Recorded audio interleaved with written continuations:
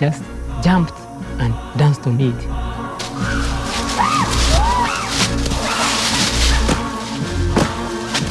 And that was the end of it. Over the course of 10 years, they had killed so many members from that neighboring community that they had reduced the coalitionary strength of that neighboring group to an extent where our chimps could simply move in and make this big land grab and expand their territory in a quite significant way.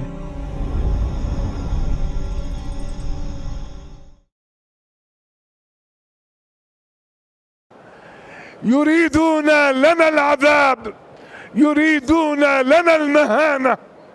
لن يرضى عنا اليهود ولا النصارى، ولن نتبع ملتهم، وسوف يرتفع عنا ليل الظلم هذا، وسوف ندوسهم قريبا بإذن الله. Welcome back to 60 Minutes. I've just returned from Sweden, where something happened that I never would have imagined in such a wonderful country. My crew and I were attacked. We had things thrown at us, we were punched and kicked, and my cameraman was run over. Unfortunately, Sweden has become a victim of its own humanity. By opening its doors and welcoming hundreds of thousands of refugees and asylum seekers from the world's war zones and trouble spots, the country is experiencing serious security issues. And it's not alone. The migrant crisis has now become so huge, many Western European nations are closing their borders. But that hasn't stopped the refugees coming in their desperate millions. If Greece has carried more than its share of the burden, so too has Sweden. A nation with less than half the population of Australia took in 165,000 refugees last year alone and is starting to buckle under the pressure. This is a country that's barely coping. Only 6 months ago, Sweden was proudly proclaiming itself the humanitarian superpower of the world. Now it's closing its borders to refugees without identity papers. And its neighbours are being even tougher. Denmark is stripping asylum seekers of valuables to help pay for their upkeep, confiscating cash and jewellery, basically everything except wedding rings. The message couldn't be clearer. Please, no more refugees. Is it refugee overload? Yes, it's a refugee overload. That's a good word. Just too many people? Too many people, and too many people of the wrong kind. Like many of his countrymen, Jan Hunnesson is calling time. This one-time school teacher and more recently political activist says Sweden is on the brink of an economic and cultural disaster. The problem with a generous welfare state like Sweden is that we're very, very soft. And this is an example, he says, of Sweden's too trusting acceptance of young refugees. Men posing as boys to claim special treatment.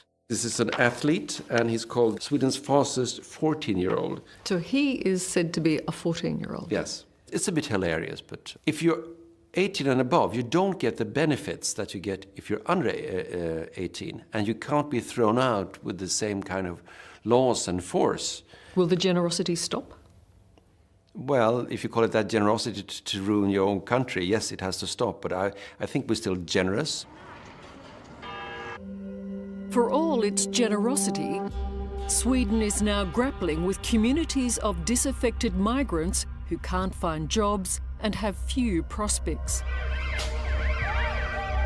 The country's image was shattered 3 years ago when riots broke out in the Stockholm suburb of Husby. There are now 55 declared no-go zones in Sweden where police have to escort ambulances to ensure their safety.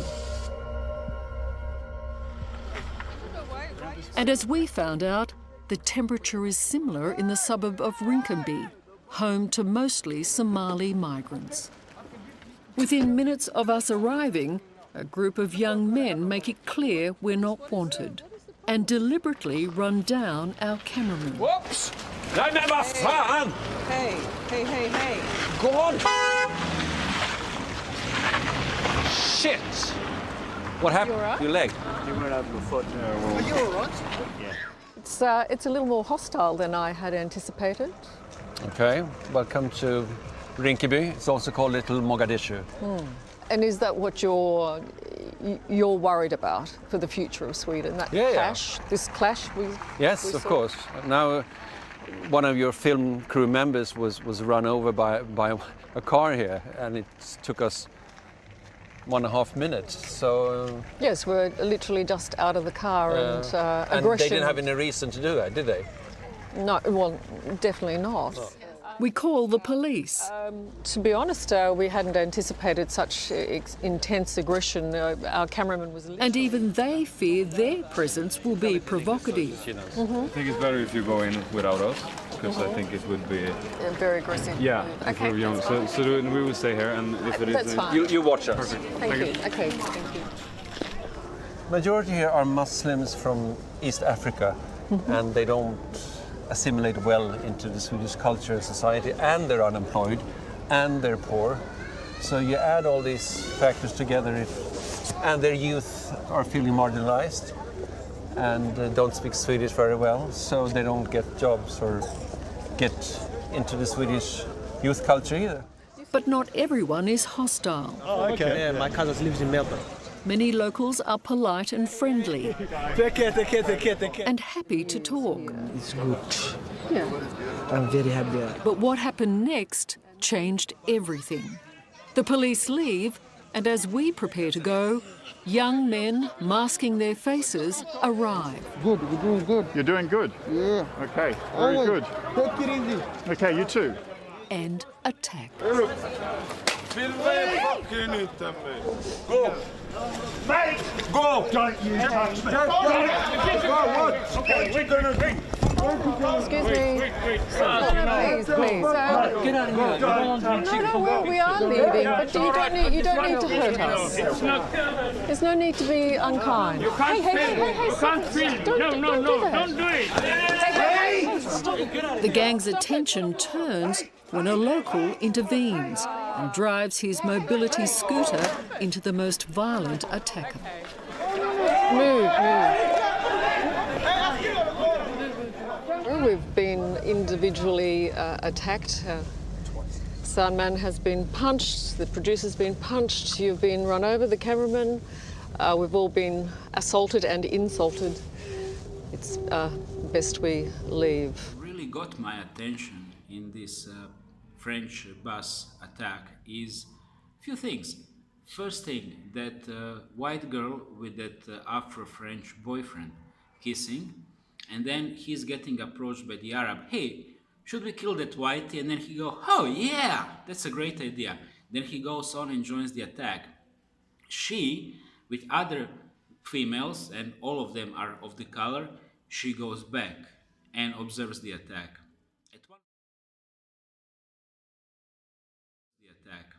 At one point, I give her credit, she just goes to her boyfriend and starts to talk him out of the attack. He blows her away, he keeps on pondering the white guy, and then that's it.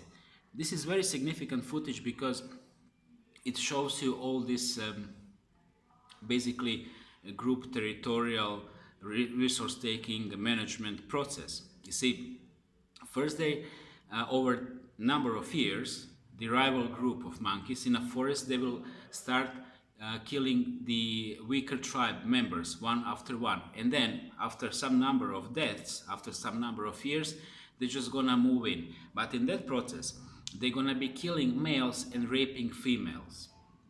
This is how animals like monkeys dominate other species. This is what they do. And this is exactly what's happening to us. They're taking our territories, they're taking our resources, and with the territory they take females. They turn them into their females, into property. They breed children with them. Those children are the same animals as they are, and then they continue attacking. This is animalistic process, but in our little equation, we have a couple of more steps. Because we are humans, we also use intelligence. So what am I saying now? Immediately gonna be labeled as R card. You know what's the R card? It's the racist card. This is what they stick on your head. And if you're employed Now you're fired. If you're unemployed, you're never gonna get a job. So what is the R? When you hear racist, somebody throwing down racist to you, that means anti-white. They're simply telling you, I'm anti-white, I hate your race, I hate your color, I'm calling you racist because what you're gonna see following video, the Lucifer, gave me this power. Now I can bully you. Now I can pull this card and make it into my golden chip, because with this card, they can get anything. Being racist means if they call you racist on a street, this is a straightforward invitation for physical attack. Now it's kosher, halal, you're white, you're male, they're trying to take your territory, therefore you're racist because you resist, right? You're not supposed to be resisting, you're supposed to be like one of those guys with the dreadlocks. And now you're gonna go, hey, Kruno, how can they be racist? They're white. Well, let me explain you the mechanic of a Chuck brain. Once his or her is aligned with the dominant species narrative, which means reptilian narrative, then they get benefits. They go higher up in the state hierarchy, like Angela Merkel. They get shitloads of benefits. They are protected because they are not racist. They attack the white race. And they never do it for free. Scum like that, they don't have integrity. They receive shitloads of benefits. Anyone in Western Europe who is daring not to speak up, but to like on a page some article or comment some article about Islamic terrorism is being immediately fired from the state-owned company, agency, whatever. Okay, this is how it is. This is how my cousin in Malmo in Sweden lost the job. He simply there to speak out about little things. You're not supposed to talk about little things. You're supposed to talk only multi-culti, that's so good, yeah, we can all live together. And then when they're raping left and right, you self-blind yourself and it's working. And you who've been watching my channel, you know very well my theory. My theory is that no sentient human being, no souled human being can be that chucked, can be that blind. That it's only possible if you are seriously organic portal, soulless. So there is nothing in the reality which can correspond that signal of the reality to your soul and then from your soul to your consciousness. You just don't have it. Okay? So all these guys who are white and who are pulling our card, right, to label us so they could easily, mark us, right, and then shoot us. These guys, they are not sold. They cannot be. It's impossible. So this is something you need to understand. You need to understand this card. They have many cards, but I'm talking about this one. Right, Mango? See? Oh. That's my cat. Yeah. He's also racist. I noticed that my cat is deeply racist. You know why? Because I noticed my cat is actively avoiding cars on a street, and that's racist because he is not supposed to avoid cars on a street because cars are of different shape and origin as he, and that makes him very judgmental, right? So he's jumping on a conclusion when he sees a running car, he goes left and right, he starts to hide. And that's fucking racist. Mango is fucking racist. He's supposed to lie down on the street, open his little paws and go meow, meow, meow, meow, meow. Meow, meow, meow, meow, meow. Cars welcome. Refugees welcome. Please drive all over me. Nothing gonna happen to me. My life is full of chuck liberal dreadlock love. Antifa. I'm feminist. Feminist and gays for Muslims. All against the white man. And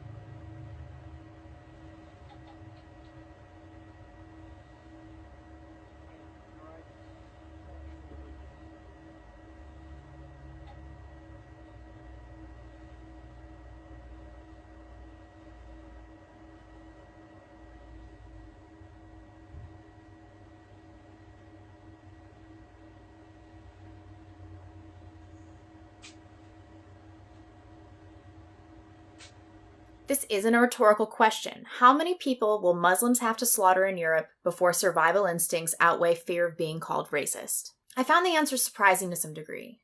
Many said several million.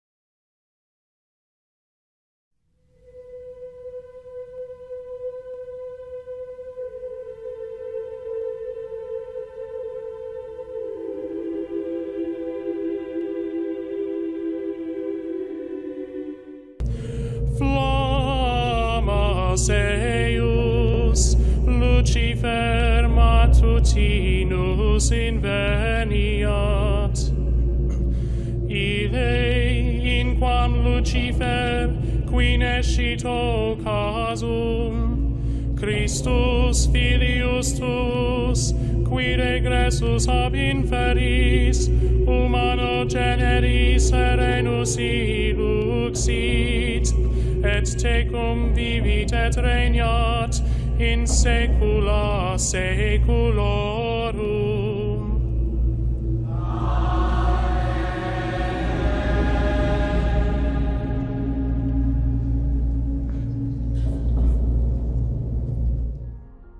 This video will cover Grand Wizard Albert Pike's 3 World War predictions, which are quite frankly stunning. But first, I want to give a background on the person who exposed the Illuminati's preparations for World War III and how they plan to use Islam to destroy the West.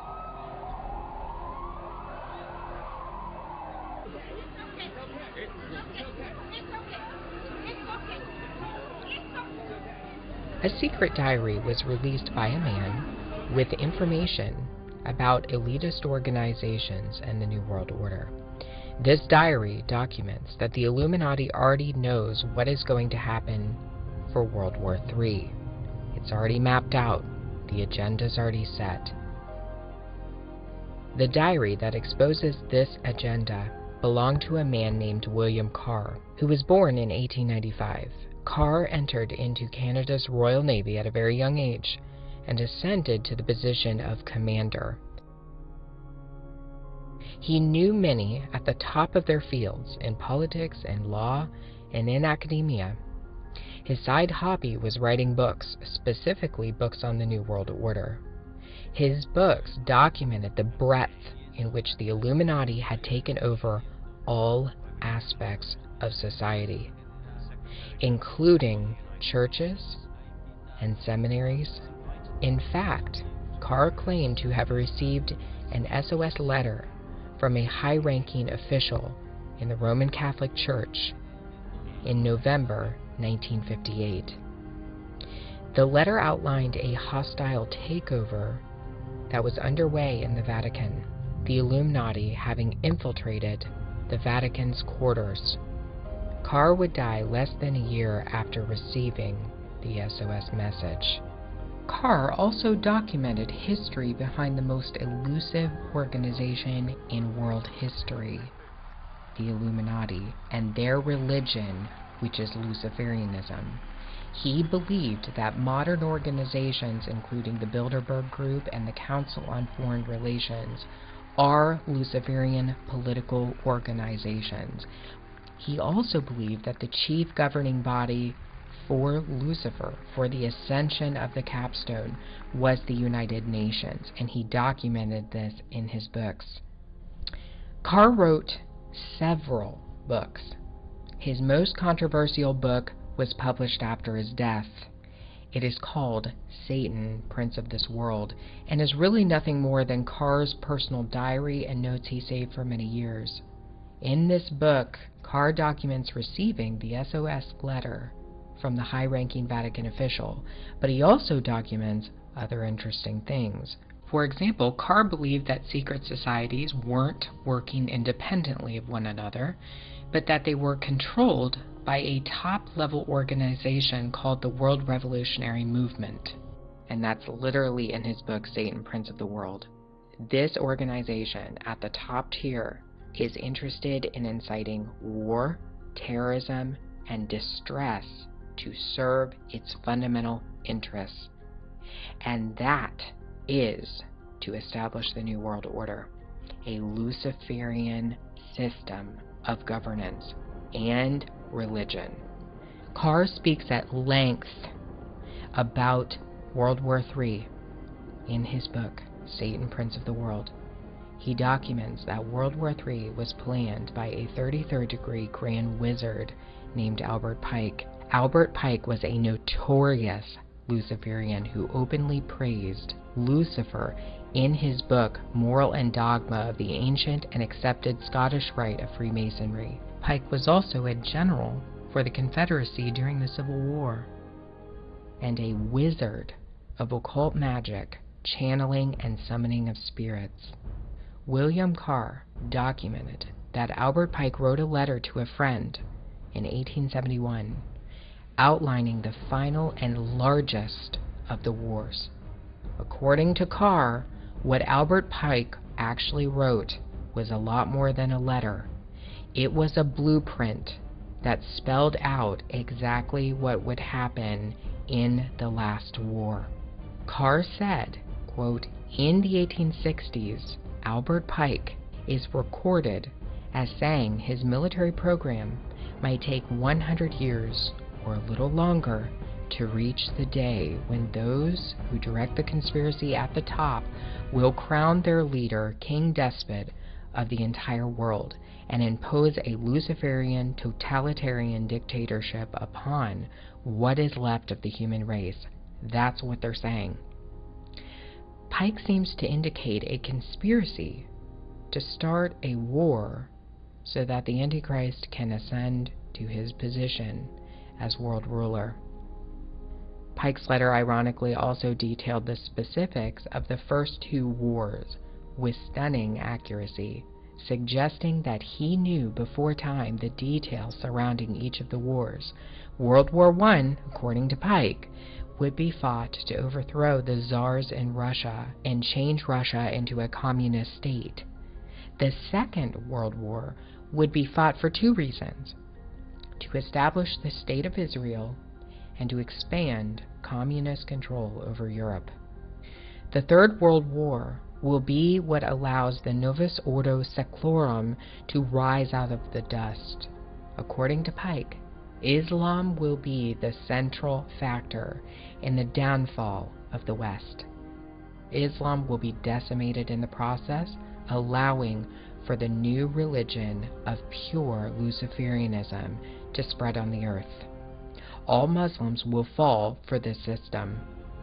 There isn't a single Muslim on earth who will not partake in the religion of the New World Order, according to Pike.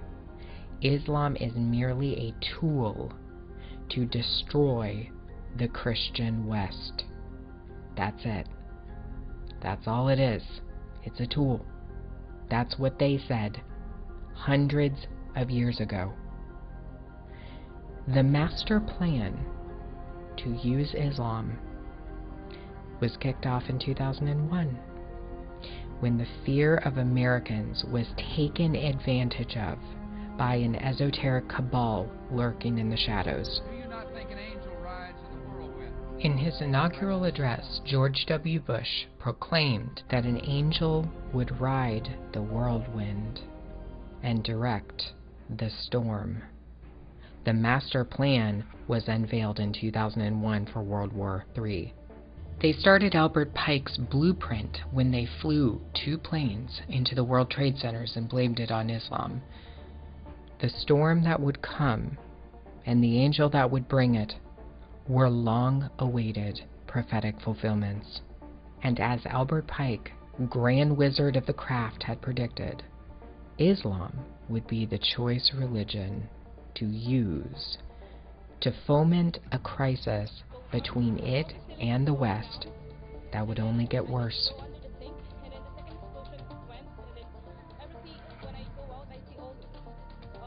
What is the common factor? Every time we see a crisis, who's behind it? Islam. And they want you to believe it's organically an issue of Islam. This was planned hundreds of years ago. And they have quite a plan for Islam. The esoteric cabal is using Islam to achieve the great work. It's all been mapped out. We've seen what they're doing with the migrant crisis. We've seen what they've done in England with the Sharia courts, and on and on and on. They're using Islam to stir the pot. The system has to come down. It has to topple. Islam will be used for the ultimate goal, and that is to fully usher in the Luciferian capstone. They're going to keep using it to destroy Western Christianity, Western culture. It's going to happen, and there's really nothing you can do about it except to pray. That's it. That's what we're called to do. It's been predicted. They've known about this since at least the late 1800s. And even earlier than that, I think. All world wars have been mapped out. The third and the last one was already written in the books. You have no control over this. This is a battle between principalities and powers and dominions. And that is why our brother Paul told us to pray and to go to war against those principalities and powers. And from the ashes of their world, we'll build a better one.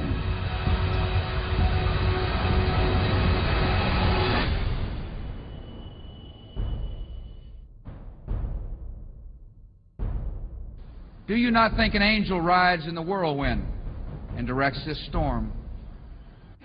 Out of these troubled times, our fifth objective, a new world order can emerge, a new era, freer from the threat of terror. This work continues. The story goes on. And an angel still rides in the whirlwind and directs this storm. A world where the United Nations, freed from Cold War stalemate, is poised to fulfill the historic vision of its founders. Quel est l'objectif?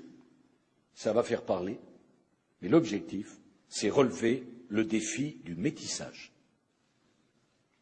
Défi du métissage que nous adresse le XXIe siècle. Ce n'est pas un choix, c'est une obligation, c'est un impératif. On ne peut pas faire autrement, au risque de nous trouver confrontés à des problèmes considérables. Nous devons changer, alors nous allons changer. On va changer partout en même temps, dans l'entreprise, dans les administrations, à l'éducation, dans les partis politiques. Et on va se mettre des obligations de résultat. Si ce volontarisme républicain ne fonctionnait pas, il faudra alors que la République passe à des méthodes plus contraignantes encore. اللهم يتم أطفالهم اللهم شتت عين نسائهم ويتم أطفالهم اللهم انصر الإسلام في كل مكان الله أكبر الله أكبر الله أكبر الله أكبر لا إله إلا الله لا إله إلا الله عدو الله عدو الله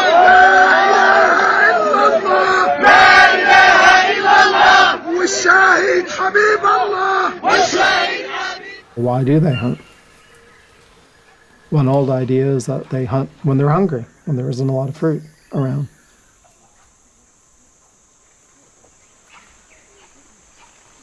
But as things turn out, it's exactly the opposite.